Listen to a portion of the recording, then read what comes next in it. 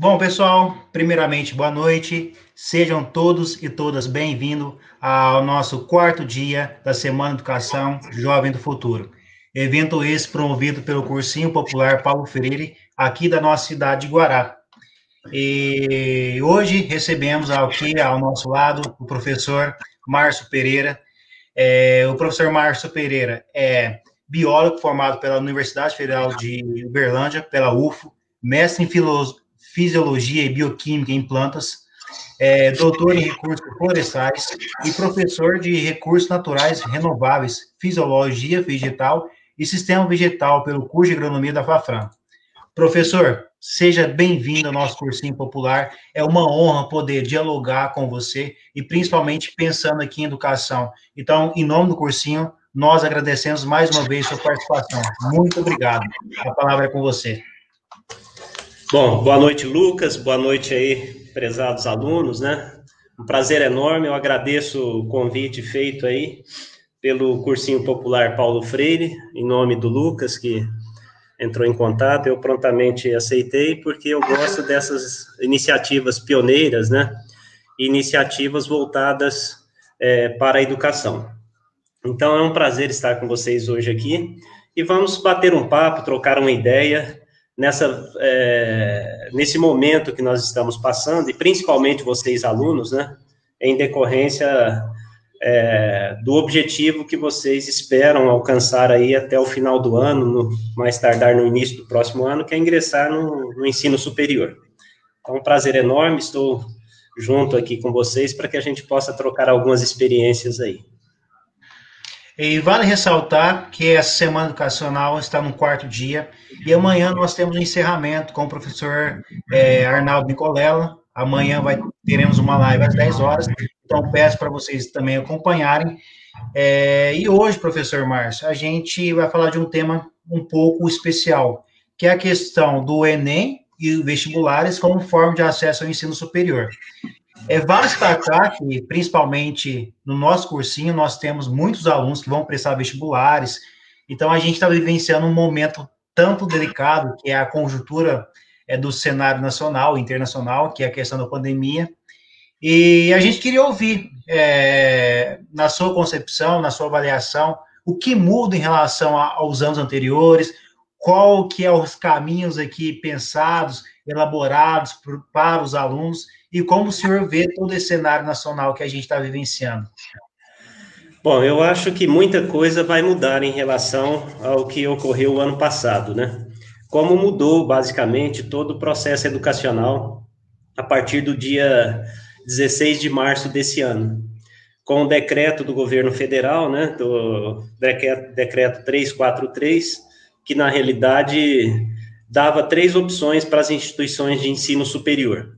Naquele momento, quando se decretou a escolha dessas 3 opções, que foram, na realidade, ou as instituições de nível superior suspenderiam as suas atividades acadêmicas, presenciais e remotas também, né? Que foi o caso de muitas instituições federais que optaram em fazer a suspensão das atividades acadêmicas. Ou elas poderiam também fazer a opção de antecipar o período de férias, né, já para logo o mês de abril, o mês de julho, que seria o período de férias normais das faculdades, antecipando para abril.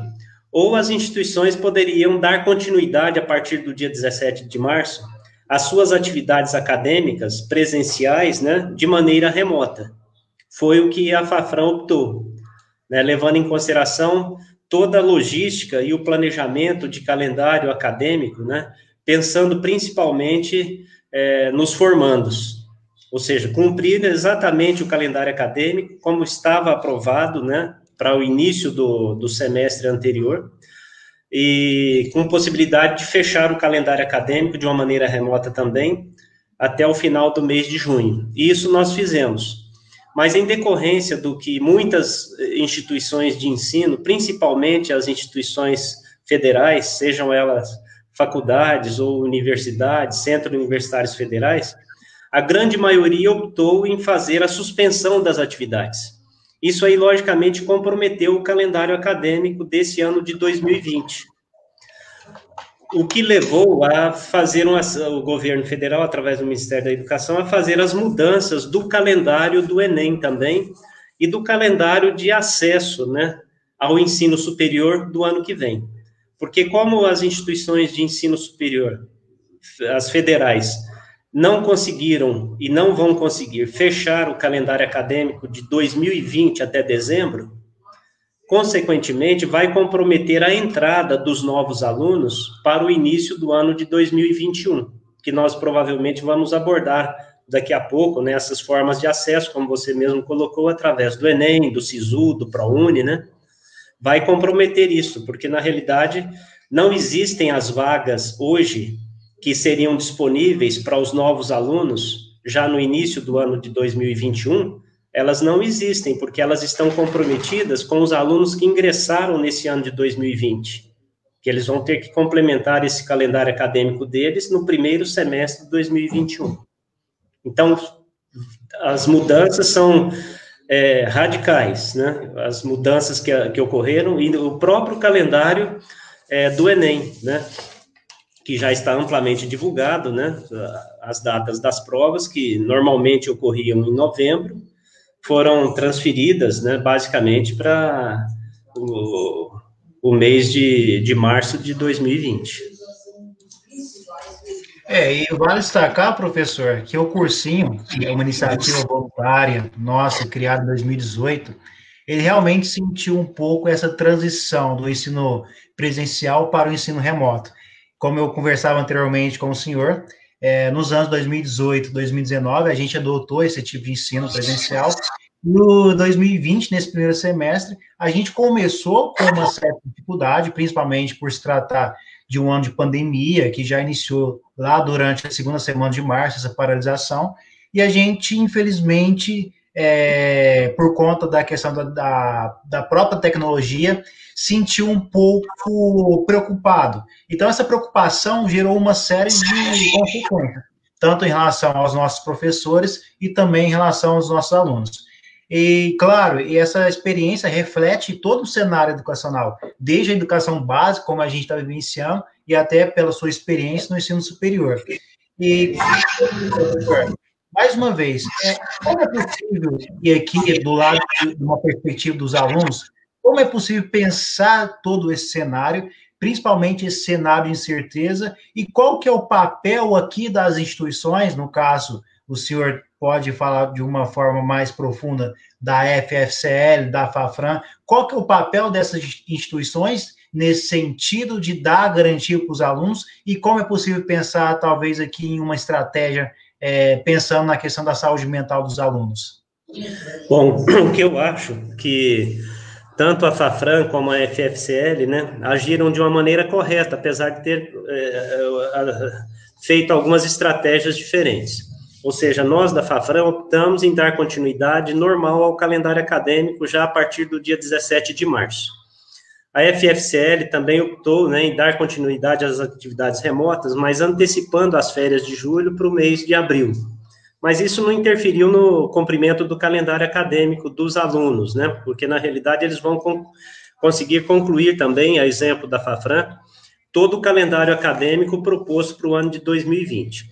Agora, em especial, para os alunos que estão nessa ansiedade, né, que é o caso dos alunos do cursinho popular Paulo Freire, que estão nessa ansiedade de ingressar logo na universidade, né, que esse é o objetivo do cursinho, é um preparatório para o Enem e para os vestibulares.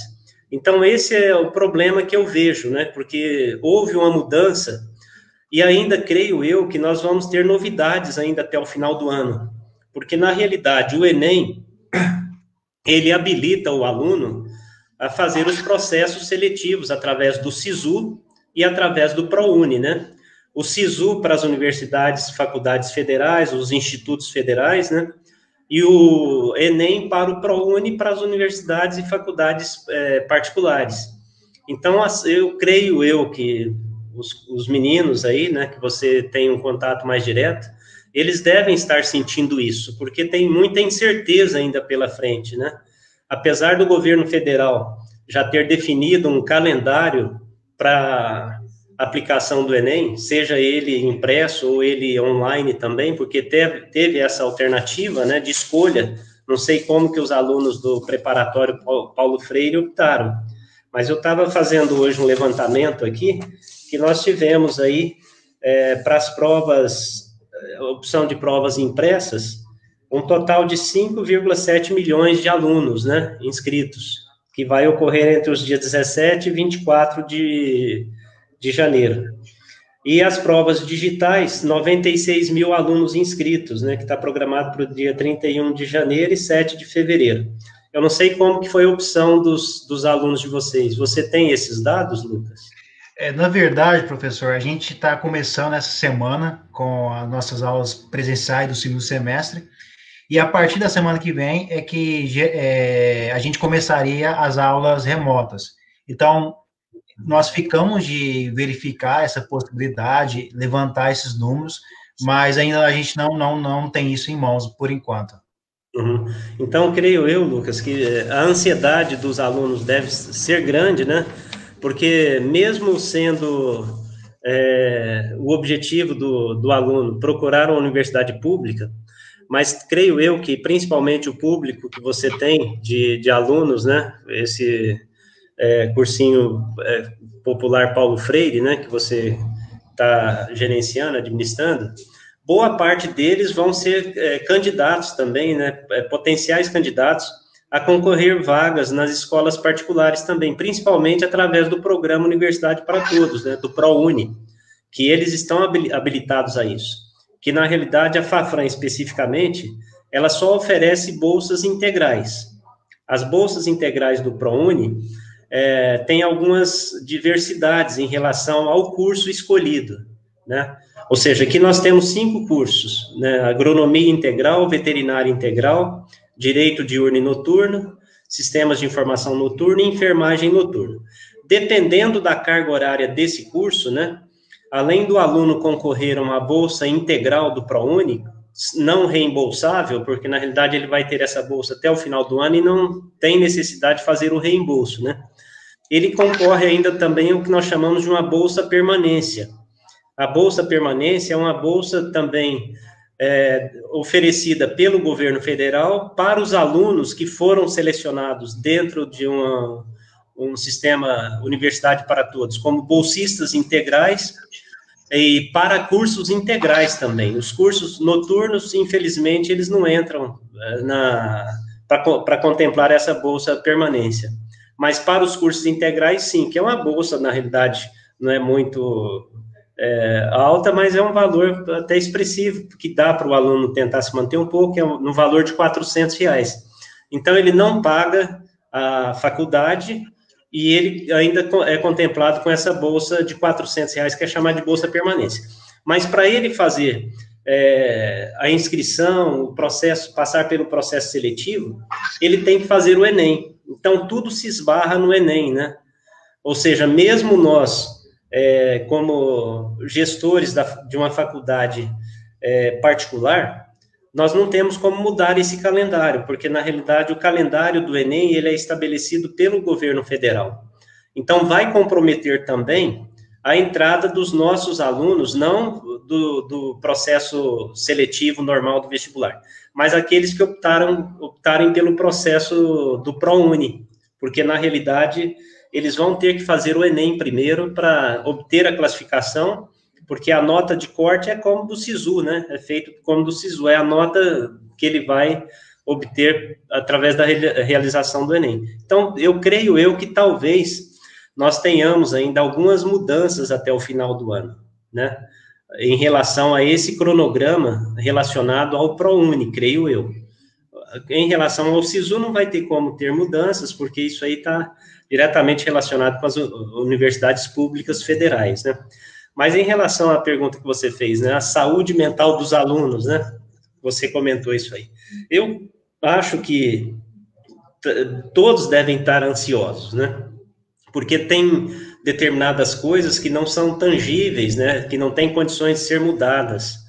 E nós vivemos hoje um momento muito delicado, principalmente no Ministério da Educação, levando em consideração que esse já é o terceiro ministro, né, terceiro ou quarto ministro, E quando ele muda, o ministro, ele muda basicamente todo o seu secretariado. Existem várias secretarias dentro do Ministério da Educação que fazem o processo de regulação da educação superior e organizam todo o processo dos processos seletivos, né? O INEP, um exemplo, que é o órgão responsável pela aplicação do Enem, pelo processo todo relacionado à parte de seleção posterior do SISU, do ProUni, né? E tem a própria secretaria que faz o processo regulatório da universidade, seja ela pública ou privada, aquelas que estão ligadas ao Sistema Federal de Ensino. Para estar ligada ao Sistema Federal de Ensino, obrigatoriamente ela não precisa de ser pública. A faculdade privada é regulada pelo Sistema Federal de Ensino. O que não é regulado pelo Sistema Federal de Ensino são as universidades ou faculdades estaduais ou municipais. Aqui no estado de São Paulo, especificamente, a Unesp, a USP, a Unicamp, né? E as municipais mais próximas que nós temos aqui, a Faculdade Municipal ali de Franca, etc. e tal, que não seguem esse cronograma, porque eles, na realidade, não usam o Enem, né, para fazer o processo seletivo deles, né? Eles não participam do processo integrado do SISU. Então, eu acho que a expectativa é grande por parte dos alunos. Isso que você comentou, desculpa, só interromper um pouco, Lucas, isso que você comentou em relação à opção que vocês fizeram também em dar continuidade ao ensino de maneira remota, né? Não parar. Isso foi fantástico, eu creio eu. E nós também da Fafran, a nossa história começou em 1987. Então, 33 anos, basicamente, nós temos, né, de história. 100% dos conteúdos curriculares nossos, 100%, sempre foram presenciais. Tanto é que nós nunca tínhamos nos preocupado com plataforma de ensino remoto, não tínhamos um ambiente virtual de aprendizagem, que é o AVA, porque 100% nosso era presencial. Isso aí tinha um diferencial para nós. Porque a partir do momento que o governo federal fez a publicação de algumas portarias regulamentando a possibilidade das instituições de ensino superior, que só ofereciam conteúdos presenciais, inicialmente permitindo que ela oferecesse 20% desse conteúdo de maneira remota. E agora, mais recentemente, né, no final do ano 2019, início de 2020, ela proporcionou que os conteúdos presenciais pudessem atingir até um percentual de 40% de maneira remota. Então, isso aí, para a instituição de ensino superior, é uma economia grande, né? Porque fica uma maneira mais fácil de se ministrar o conteúdo. Mas nós fizemos a opção de permanecer na fase presencial. Então, no momento que nós fomos pegos de surpresa, assim como toda a sociedade, todas as faculdades e colégios foram pegos de surpresa, isso que eu referenciei no início, né? A partir do dia 16 de março e dia 17 já estava de uma maneira remota, nós não tínhamos plataforma. Nós não tínhamos uma plataforma própria, então cada professor começou a ministrar os seus conteúdos remotamente ali com as ferramentas que ele tinha mais afinidade, né? Então não houve uma padronização do conteúdo que era ministrado para os alunos. Eu estou comentando isso da nossa instituição de ensino. Mesmo assim, conseguimos levar e terminou até com uma qualidade muito boa até o final do mês de junho.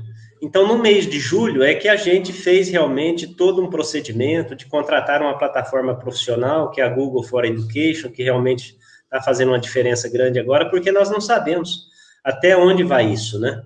Porque, na realidade, no dia 16 de junho, o governo federal publicou uma nova portaria, a 544, permitindo que as instituições de ensino superior ligadas ao Sistema Federal de Ensino, que ministravam os conteúdos presenciais até o dia 16 de março, pudessem ir com esses conteúdos remotamente até o dia 31 de dezembro. Então, o próprio governo federal, já prevendo o avanço da pandemia, a falta de segurança, né, principalmente na área da saúde, ele permitiu já que as instituições levem isso até o dia 31 de dezembro. Então, aí as instituições que eram só ensino presencial realmente tiveram que fazer todo um processo de adaptação para ter uma plataforma profissional, uma plataforma que fosse interativa, moderna, jovem, né, para interagir com essa moçada, porque, na realidade, esses alunos, né, eu digo isso para os seus alunos também, eles entendem muito mais de tecnologia da informação do que nós, né? Eles nasceram nessa fase, eles nasceram dentro dessa evolução. Então, mesmo as plataformas oficiais, eu falo isso porque a gente está tendo um relacionamento muito próximo e intenso com o pessoal da Google for Education, o que eles estavam preparados para desenvolver num prazo de 2, 3, 4, 5 anos, eles tiveram que antecipar isso aí para 2 semanas, né? Então, foi uma loucura que aconteceu e que está acontecendo, né? Vocês estão vivenciando isso aí no dia a dia. Como que evoluiu e como que estão avançando essas plataformas digitais, né? Para atender essa demanda, né? Inclusive, o Google Meet lançou de maneira gratuita, né, o acesso para todos, né? Até o dia 30 de setembro, justamente para atender essa demanda inesperada aí provocada pela pandemia. E, professor, muitas ações, como o próprio senhor comentou, foram repensadas, replanejadas, revistas. Então, a pandemia, obviamente, ela tem toda uma tragédia, que é o número de vítimas, o número da situação de pessoas que ficam expostas ao vírus, mas ela faz com que, talvez, e eu queria que ouvir aqui uma experiência do senhor, a gente repensar em vários temas tão cruciais, que são temas relacionados à educação, à saúde, ao esporte, à segurança, porque aparentemente fez nós, profissionais da educação, sair de uma certa zona de conforto, que é o ensino tradicional, que muitas das vezes é as aulas expositivas, e passou a incorporar as tecnologias como forma e recurso de educação. E lembrando, obviamente, que as tecnologias, né, professor, não vai substituir os professores. Os professores têm uma participação, eles têm uma efetivação dentro do cenário educacional que permite essa comunicação, que permite esse resultado, por assim dizer, dentro aqui do quadro educacional. E o senhor comenta muito, e assim, de uma forma aqui especial, sobre o papel do Ministério da Educação frente a esse cenário. E a gente acaba, no caso vocês, ensino superior, e nós aqui, ensino básico, a gente acaba sentindo também essa falta de planejamento da política pública educacional. E por que eu falo isso?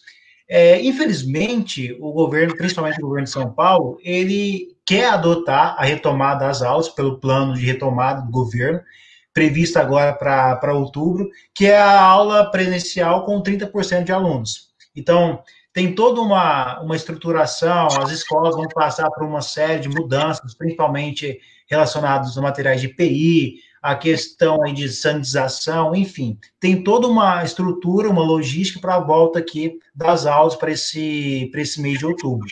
Mas a minha pergunta, professor, indo nesse sentido, o governo federal, ele tem uma participação crucial nessa parte de sistema, nessa parte de educação e principalmente planejamento.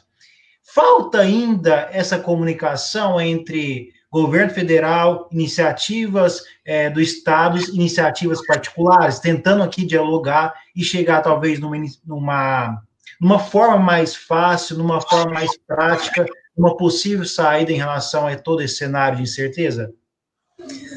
Bom, Lucas, o que eu vejo na realidade, né, mesmo que as atividades voltem de uma maneira parcial, presenciais, né, a partir de outubro, como está sendo feito o planejamento aí, nada mais vai ser como era antes. Isso aí nós temos certeza absoluta, né? Ou seja, nós vamos ter uma nova realidade daqui para frente, inclusive essa preocupação que tanto o governo estadual como o governo federal tem em dar um sinal verde para que as atividades voltem de uma maneira presencial, é porque eles também não estão preparados e eles não têm uma metodologia adequada ainda para isso, porque, na realidade, se a gente for analisar, a proposta do governo do estado seria o retorno parcial de 20% dos alunos para as escolas públicas estaduais, né?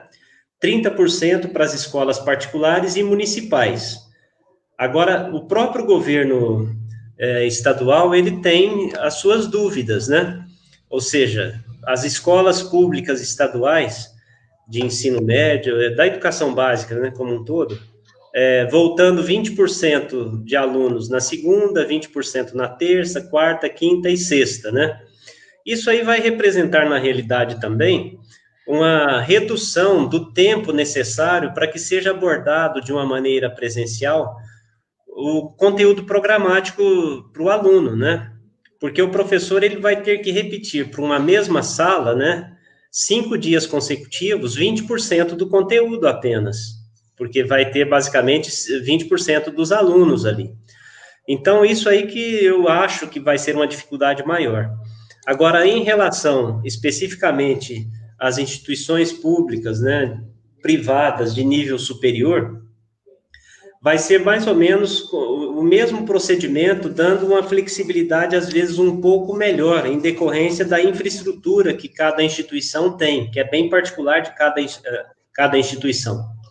Então, nós, especificamente aqui da Fafran, nós fizemos um planejamento, encaminhamos esse planejamento para a SERES, que é a Secretaria de Regulação da Educação Superior, que é vinculada ao Ministério da Educação, fazendo uma proposta do nosso planejamento, né, que o Ministério da Educação pediu para que cada instituição de ensino superior enviasse uma proposta de planejamento. Então, a nossa proposta, depois de discutir com os colegiados dos cursos, né, que nós temos, optamos da seguinte maneira: até o dia 30 de setembro, 100% dos conteúdos vão ser ministrados de uma maneira online através dessas ferramentas que estão sendo aplicadas.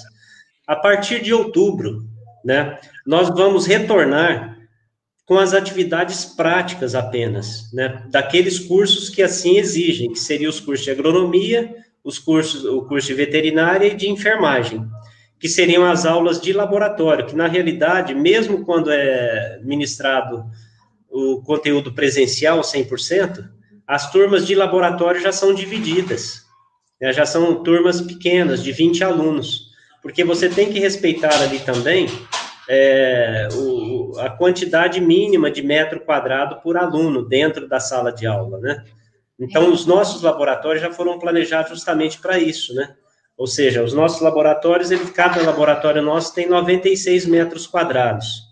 Então, vai permitir que a gente coloque ali dentro 20 alunos com muita segurança, que já era feito essa divisão de turmas normais. Agora, eu vejo isso aí muito difícil de se fazer nas escolas públicas estaduais, porque as escolas públicas estaduais, nós sabemos que a infraestrutura, na realidade, as dimensões das salas de aulas já são salas menores, toda a parte de distanciamento vai ser mais difícil de cumprir essas regras.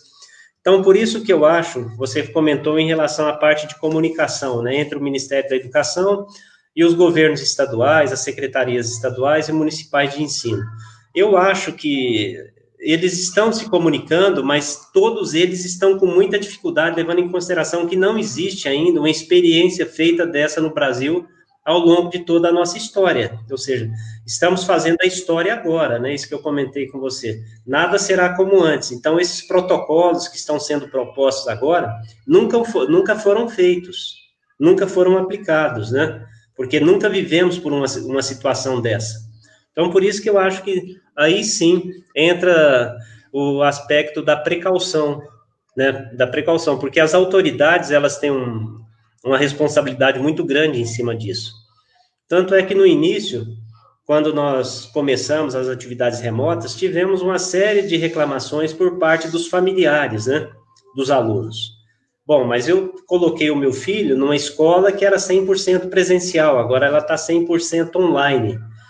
Como que vai ficar isso? Mas agora os próprios familiares, os próprios pais estão preocupados com o retorno, né? Ou seja, eles estão preocupados com o retorno de seus filhos.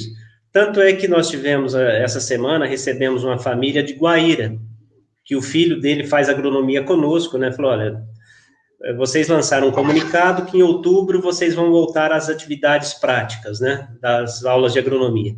Mas eu tenho algumas considerações, isso eu vindo de um pai. Eu tenho as minhas considerações e eu gostaria que vocês repensassem em cima disso, porque, na realidade, caso o meu filho venha para atividade presencial dentro de um laboratório, ele vai entrar em contato com vários outros colegas que são de outras cidades, outras regiões, e depois ele retorna para dentro da minha casa, e lá eu tenho meu pai e minha mãe, 2 senhores de idade que estão ali, e eu estou preocupado em relação à transmissão dessa doença, e não tem ainda uma vacina, né? Esse é o problema maior. Ou seja, o tratamento já é complicado, né? Não tem uma vacina preventiva, então por isso que nós estamos vivendo esse momento muito delicado e de muita adaptação e de muita precaução. Creio eu que tanto o Ministério da Educação como as secretarias estaduais e municipais estão se comunicando. E os protocolos são mais ou menos convergentes. Ou seja, o protocolo que o governo do estado de São Paulo lançou, né, em relação à parte de segurança, do retorno às atividades presenciais, é bem parecido com o protocolo do governo federal para as universidades particulares e públicas também. Mas, mesmo assim, todos eles estão com muito receio em relação a isso, né? Tanto é que nós tivemos algumas cidades que já voltaram parcialmente a essas atividades, estão até suspendendo, porque teve algum problema, né, de resistência por parte dos familiares, né, principalmente, que inicialmente eram radicalmente contra o ensino remoto, né, logo no início, e agora são bem críticos em relação ao retorno das atividades presenciais. Os mesmos familiares que eram críticos em relação ao ensino remoto, agora são críticos ao retorno presencial em decorrência da segurança, né? Então, tudo isso é momento de incerteza, creio eu que nós vamos superar e vamos passar para isso, mas eu acho que esse segundo semestre, nós vamos ainda continuar de maneira online até o dia 31 de dezembro ainda. Não quero ser pessimista, não, eu sempre sou uma pessoa muito otimista em relação ao retorno das atividades presenciais, mas a gente tem que se preocupar muito, né, ou seja, especificamente um exemplo nosso aqui, da Fafran. Nós temos o hospital veterinário e a faculdade em si, ela funciona dentro de um sítio, né, um sítio aí de 140 hectares, que é credenciado junto ao Ministério da Agricultura, Pecuária e Abastecimento como uma estação experimental. Então, nós não paramos muitas atividades, né, da nossa faculdade aqui, porque ela está dentro daquela categoria de empreendimentos essenciais, que entra ali a produção agropecuária, né, a produção de leite, a produção de suínos, de ovinos, a produção de milho, de soja, cana-de-açúcar. Tem o hospital veterinário também, que é considerado uma atividade essencial. Então, nós temos muitos alunos que estão hoje fazendo estágio dentro dessas unidades ali da Fafran. E nós estamos com uma preocupação muito grande em relação a isso, né, fazendo testes de detecção do coronavírus, esses testes rápidos, né, de 30 em 30 dias a gente está fazendo, e teve uma funcionária, que era, na realidade, também funcionária da Santa Casa, e testou positivo para o coronavírus, né? Então, nós tivemos que suspender os estagiários por 15 dias preventivos de um amplo setor lá dentro da faculdade lá. Suspendemos todas as atividades. Agora, imagine você se nós estivéssemos tendo as aulas práticas normais lá dentro. O caos que seria isso, né? Ou seja, foi detectado um positivo ali dentro, né? Então, a precaução é muito importante, e creio eu que as autoridades estão até agindo de uma maneira correta em relação a essa parte de prevenção, essa parte de cuidado, né? Porque nós não sabemos, repetindo, né? Não tem cura ainda, desculpa, cura tem, mas nós não temos um sistema de saúde que possa atender uma demanda muito grande. Estamos vivenciando isso aí no dia a dia, né? Ribeirão Preto estava na fase amarela, né? Hoje voltou para a fase laranja novamente, né? Porque isso aí está relacionado, né? Eu acho que os meninos sabem disso, aí, os alunos. Está relacionado com a capacidade de disponibilidade de leitos da UTI para atender os pacientes que chegam ali. E aqui na nossa região, né, tanto Guará como Ituverava, não para de subir os casos, né? Os casos estão subindo, todo dia tem um aumento do número de casos confirmados, que é normal, né? De uma doença provocada pela ação do vírus e altamente contagioso, né? É normal que isso aí aconteça, mas creio eu que os cuidados têm que ser redobrados, o planejamento tem que ser muito bem feito, né?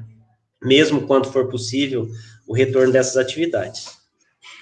E aqui, professor, talvez a gente chegue no consenso de pensar a atuação da ciência em relação às questões sociais, a questão da política pública, e principalmente no melhoramento desse quadro como interconexão. E, assim, é válido a gente notar que a FAFRAM, ela desempenha um papel importante na pesquisa. Tanto é que é conhecida, acho que nacionalmente, pelos seus estudos, tem a participação de uma série de pesquisas relacionadas à própria vivência de vocês. E, assim, eu queria que você falasse um pouco mais, assim, como a FAFRAM vem enfrentando, não só em relação à pandemia, mas, de um modo geral, as pesquisas, como que ela vem trazendo a pesquisa, o ensino, o trabalho para os alunos, como que os alunos podem se identificar em relação ao ensino superior. Então, por exemplo, se o aluno chegar hoje na FAFRAM, o que ele pode pesquisar, o que ele pode fazer, quais os caminhos aqui, porque muitos dos nossos alunos, professor, eles têm, a gente sabe, eles têm uma preferência, uma quedinha aqui pela FAFRAM. Então, assim, vocês disponibilizam um campo muito rico, muito sofisticado em relação à pesquisa, e nossos alunos se atraem por isso. Então, de uma maneira geral, como que é feito o trabalho de pesquisa aí na FAFRAM? Bom, esse é um diferencial da nossa instituição, realmente, Lucas. Por ela estar inserida dentro de uma estação experimental, né? Então, uma estação experimental credenciada junto ao Ministério da Agricultura, Pecuária e Abastecimento, ela está credenciada a fazer pesquisas de ponta com o objetivo de testar novas moléculas, né, para que sejam depois registradas e usadas comercialmente aí para proteção de plantas e proteção de animais também, que são as áreas que nós temos mais destaque em relação à parte de pesquisa. E na área da saúde também, da saúde humana, né, o curso de enfermagem, nós estamos com uma proposta e com um projeto muito interessante, que talvez isso aí vai evoluir também, né, da gente montar um centro ali dentro da nossa instituição de pesquisa voltado exatamente para essa parte do coronavírus. Não relacionado especificamente à parte molecular em si, mas à parte de capacitação de profissionais para manuseio, né, dos equipamentos, principalmente essa parte relacionada aos respiradores, né, que é uma dificuldade enorme hoje em relação à mão de obra dos profissionais da área da saúde, que nem todos eles são capacitados e são treinados para fazer intubação, para fazer depois a fisioterapia, tem uma dificuldade muito grande, talvez o que representa um percentual até no índice alto de mortalidade que pode ter dentro de uma unidade hospitalar de saúde, né? Então, a FAFRAM pode contribuir com isso, através da montagem desse centro de capacitação e treinamento. Agora, em relação especificamente à pesquisa mais pura e voltada também para a parte aplicada, né, que você comentou aí, é até um desafio e um chamariz para os novos alunos, né, que são os meninos que estão nos assistindo aí agora. Então, como nós temos ali convênios com muitas empresas, né, que desenvolvem trabalhos com esse objetivo de testar novas moléculas, eles pegam e selecionam estagiários dentro do nosso próprio corpo de alunos, dos alunos dos cursos ali. Então, muitos alunos nossos, como eu disse para vocês, que apesar de não estar tendo aulas e atividades presenciais, estão dentro do campus hoje, trabalhando com esses experimentos, trabalhando com essas pesquisas dessas empresas aí, seja a campo ou mesmo em laboratório. Então, que faz esse teste de alguns RETs, o que são RETs? São registros de produtos temporários, né? Ou seja, você obtém do Ministério da Agricultura, Pecuária e Abastecimento, um registro provisório para você testar aquela molécula dentro de todo o protocolo de segurança que você tem que ter, né? Em termos de isolamento de área, teste de resíduo químico que vai ficar ali no solo, na planta, naquele fruto, né? Esses testes são feitos aí dentro de laboratórios, tem a participação de alunos. E os alunos que normalmente se engajam e participam desses projetos são alunos que depois se destacam na vida profissional também, né? E nós temos agora um convênio internacional junto com a Universidade Nacional Madre de Deus, lá do departamento de Maldonado, no Peru. onde tem também um projeto que vai começar agora já nesse mês de setembro, né, era inclusive para ser presencial. Nós íamos receber aqui 30 alunos do Peru, que ficariam conosco aqui uns 3 meses, para serem capacitados justamente na área da piscicultura, né, porque lá é a região amazônica, etc. e tal, e eles têm necessidade de capacitar esse pessoal lá. E um setor forte que nós temos aqui dentro da nossa instituição é o nosso setor de piscicultura também. Então, nós temos tanto alunos da veterinária como alunos da agronomia envolvidos nesse projeto de criação de peixes, né? Então, esse projeto, que envolve, logicamente, transmissão de conhecimento através dos resultados de pesquisa que tem, ele vai ser feito de maneira online também agora, né? Então, esses projetos que nós temos, são todos eles acessíveis aos novos alunos. É uma pena que a gente não pode receber agora em forma de visitas, mas eu já deixo feito um convite aqui. Assim que voltar, você trazer os meninos para conhecer um pouco aqui as nossas instalações. Claro. É uma visita técnica programada, que a gente pode passar aqui uma tarde ou um período da manhã todo, depois a gente almoça junto, toma um lance junto aqui dentro da nossa faculdade, para eles conhecerem um pouco melhor, de maneira in loco ali, né, visitando os laboratórios, visitando ali as áreas de produção, tanto animal como vegetal também, e despertar um pouco mais o interesse deles. E aqueles alunos que têm também interesse em fazer direito, ou mesmo sistemas de informação, né, temos cursos fortes aqui.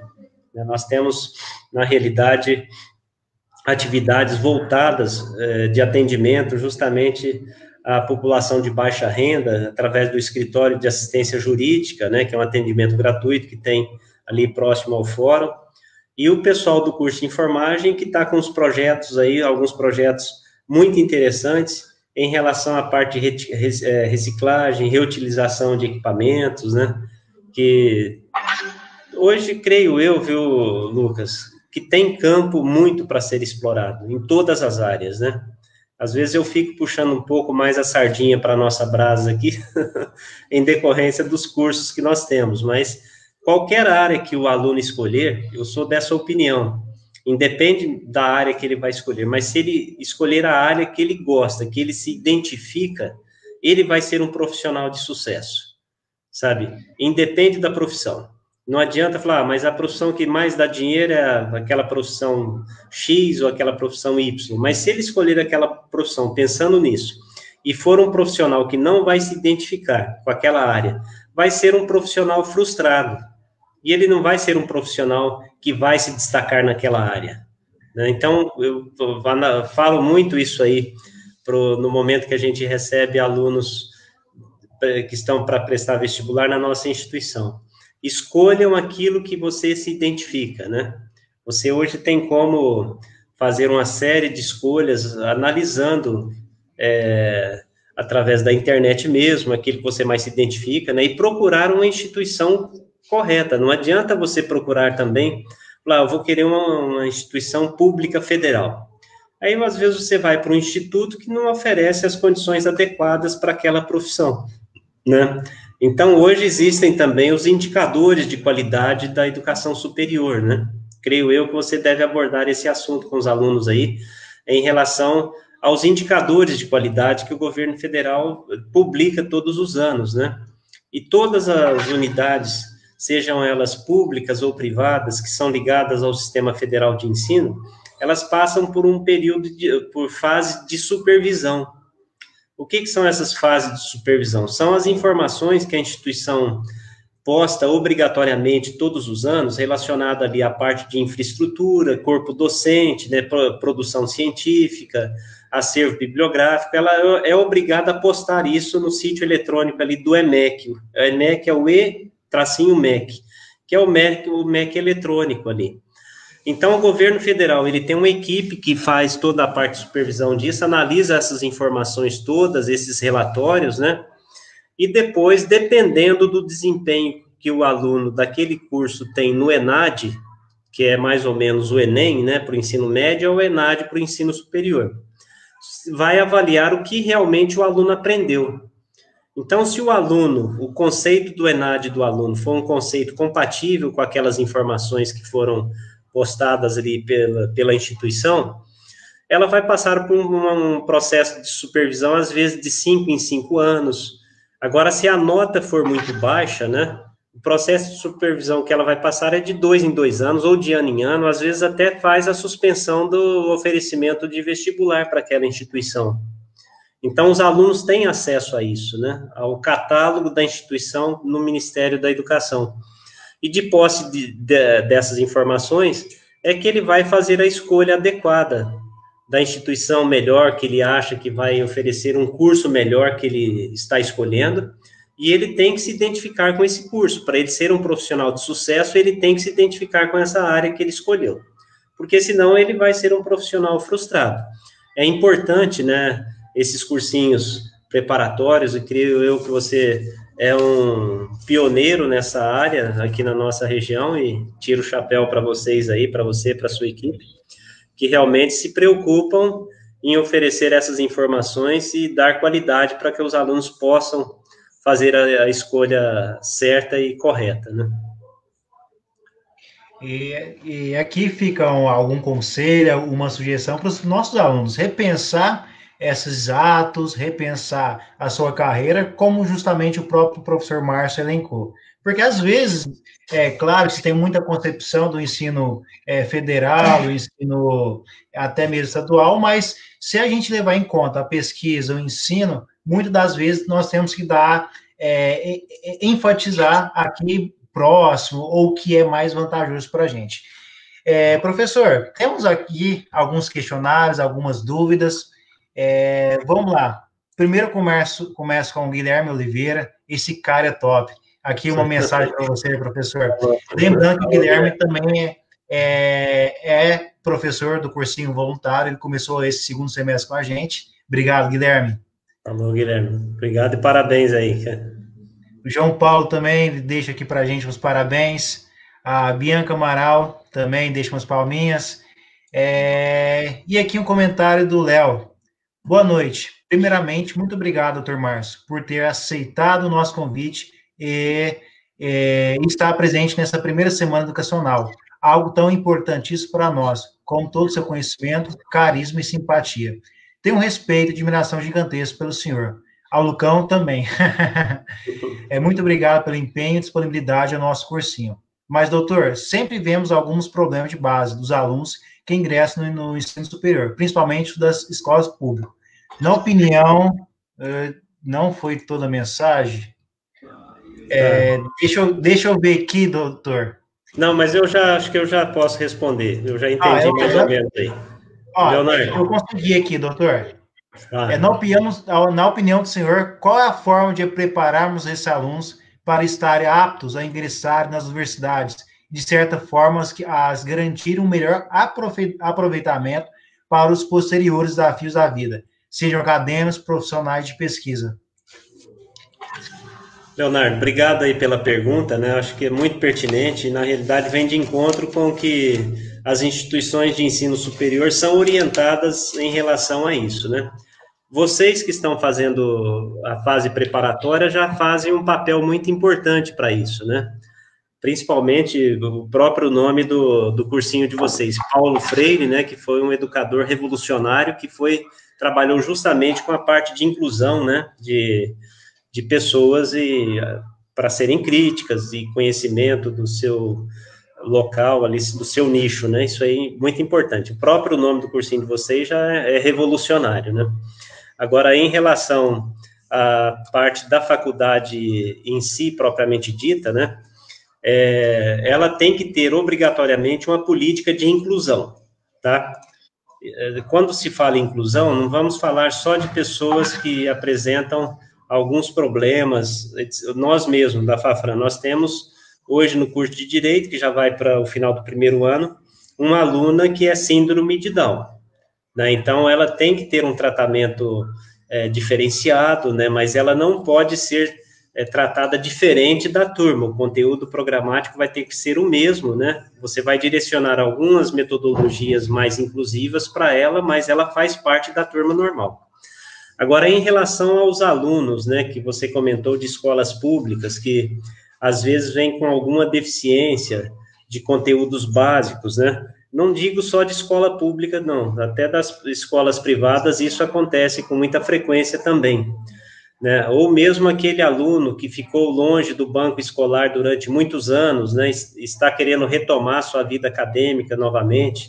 Isso é muito comum no ensino superior. Você receber um público muito heterogêneo e muito diversificado em relação aos conhecimentos básicos, né? Então, especificamente aqui na Fafran, nós temos um programa que nós denominamos de programa de nivelamento. É um programa institucional esse aí, nosso, né? Para todos os cursos. Então, nós temos professores que são contratados especificamente para trabalhar com o nivelamento desses alunos que apresentam alguma dificuldade e têm alguma deficiência de conteúdos básicos ali. Então, nós temos os professores de nivelamento, que nós chamamos nivelamento 1, 2 e 3, que seria o nivelamento para o aluno que está ingressando na faculdade agora, que vem com muita deficiência de conteúdos básicos ali de química, física, matemática, né, para os cursos de agronomia e veterinária, e deficiência também de alguns conhecimentos básicos de interpretação de textos, de português, para os demais cursos ali de direito, etc. e tal. A parte de biologia também. Então, isso aí é feito de uma maneira institucional, ou seja, sem acréscimo nenhum no valor que o aluno paga de mensalidade. Ele tem essas aulas com esses professores em horários distintos do que ele tem na sua matriz curricular ali. E para aqueles cursos que são noturnos, que é um pouco mais difícil, esse programa é feito aos sábados, no período da manhã, aos sábados, no período da tarde. Então, nós temos, de uma maneira institucionada, esse programa que nós chamamos de programa de nivelamento, tá? Então, é uma maneira que nós encontramos justamente para evitar, inclusive, a evasão escolar, né? Porque o aluno que vem com um grau elevado de deficiência de conteúdos básicos, né? Se ele não vai bem no primeiro período, sofre ali uma reprovação, dependências, uma coluna de dependência, ele acaba sendo desestimulado ali e acaba desistindo do curso, né? Então, é uma maneira que nós encontramos de tentar fazer que o aluno seja nivelado, né? Que ele tenha condições de acompanhar essa turma e que possa realmente dar prosseguimento aos estudos, né? Então, nós optamos dessa maneira, Leonardo. Bom, professor, infelizmente estamos chegando ao final da nossa live. Eu sempre falo, é sempre um prazer compartilhar informações, principalmente relacionado aqui com o nosso cursinho, com algumas instituições como a Fafran, e aqui o senhor representando ela. E assim, a gente só tem a parabenizar a sua participação e, sem sombra de dúvida, assim, ampliou muito mais a nossa discussão, o nosso enfoque, principalmente aqui pensando numa semana educacional. Então, em nome do cursinho, mais uma vez, muito obrigado pela sua participação. Queria que o senhor deixasse aqui uma consideração no final para a gente encerrar a nossa live de hoje. Tá, bom. Então, mais uma vez, obrigado aí, Lucas. Parabéns para você, para toda a equipe, nessa atitude, vocês, pioneira, no meu ponto de vista, eu acho que é pioneira realmente, né? Um cursinho para inclusão, isso é fantástico, né? E aproveitar aqui um pouco, passar algumas informações para os alunos, porque o importante seria que eles já fizessem logo agora o Enem em novembro, para que no início do ano eles já pudessem escolher as faculdades ou cursos que eles têm mais afinidade. Mas não vai ser possível, né? Então vai atrasar muito esse calendário aí, porque o governo federal já prorrogou tudo isso aí. Agora nós vamos manter o nosso calendário normal de vestibular. Então, o nosso vestibular está programado para o dia 22 de outubro, vai acontecer normalmente. Caso o aluno tenha interesse em fazer, né, ele faz a matrícula e depois ele concorre a esses programas do governo federal, ou seja, ele pode concorrer ao ProUni, ele pode concorrer ao FIES, um financiamento estudantil, e se for contemplado com o ProUni, com o FIES, é feito depois o ressarcimento daquilo que o aluno pagou para a nossa instituição. A gente faz o ressarcimento diretamente para o próprio aluno. E tem um programa também, que é um financiamento da nossa própria instituição, chamado de Forme Fácil. Então, para aqueles alunos que, às vezes, já são bolsistas da própria instituição, de 50%, suponhamos, ele pode ainda fazer um financiamento nesse Forme Fácil de mais 25%. Então, ele só paga 25% do valor da mensalidade. Esses outros 25% ele vai pagar depois que ele se formar, né? Então, ele pode ser bolsista, a instituição, por ser mantida por uma fundação filantrópica sem fins lucrativos, Lucas, ela é obrigada pelo governo federal a ofertar, do total de recursos que ela recebe de mensalidade, no mínimo 20% em forma de bolsas. Pode ser bolsas integrais ou bolsas parciais de 50%. Então, como nós já temos as bolsas integrais de 100% oferecida pelo governo federal, que corresponde a 10% das vagas que nós ofertamos, ou seja, para cada 100 vagas que nós disponibilizamos, 10 dessas vagas são destinadas às bolsas integrais do governo federal. Então, ela oferece as bolsas de 50% para os diversos cursos, né?